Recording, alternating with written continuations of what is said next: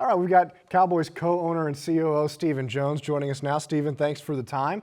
We'll start with Arizona coming up on Monday night this week. You get the extra day to hopefully get a little bit more healthy. I know one of the spots that bugged you was safety. You lost both of your starting safeties going in, and then Elijah Clark got hurt against the Broncos. What are you hoping that position group looks like this Monday? Yeah, we still got a challenge on our hands in terms of bodies. We've know Will's been hard at it, looking for potential practice squad safeties or roster safeties that we could get off practice squad. But at the end of the day, we're looking at moving some of our nickel corners to that position. But once we get to the bye, then things get a lot rosier. But we're going to have a challenge this week with our bodies at, obviously at the safety position. And then up front on the offensive line, a guy I know you're excited to get back is Cooper Beebe, your starting center.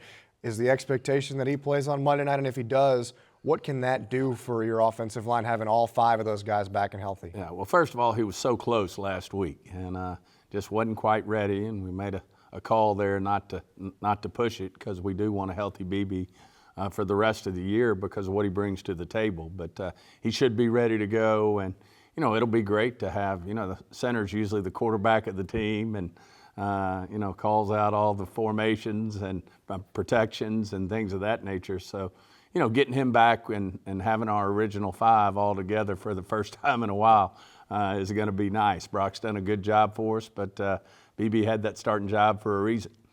And one of the things that I think has been interesting coming into this week is Brian Schottenheimer talking about how much he's been integrating himself into the defensive meeting rooms. And Jerry said on Tuesday that coaches are going to spend a lot more time in the linebacker room specifically.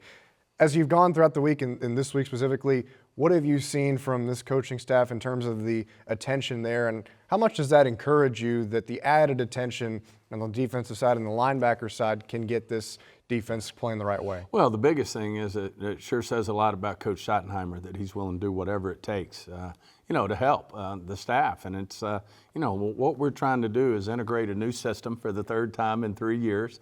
And the players are learning the system. And, of course, Eberflus and his staff are learning the players. And we're learning the right mix as we go here. And certainly the results hadn't been great to date. But I do think they're going to do nothing but improve going forward.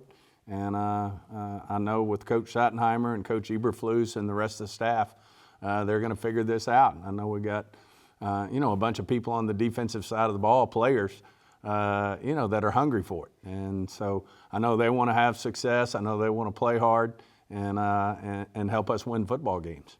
You talked about the challenge that's coming up on Monday night. I think it's interesting. Kyler Murray, the Cardinals quarterback, he's never lost at AT&T Stadium, not just in the NFL, but in college and in high school when he was at Allen.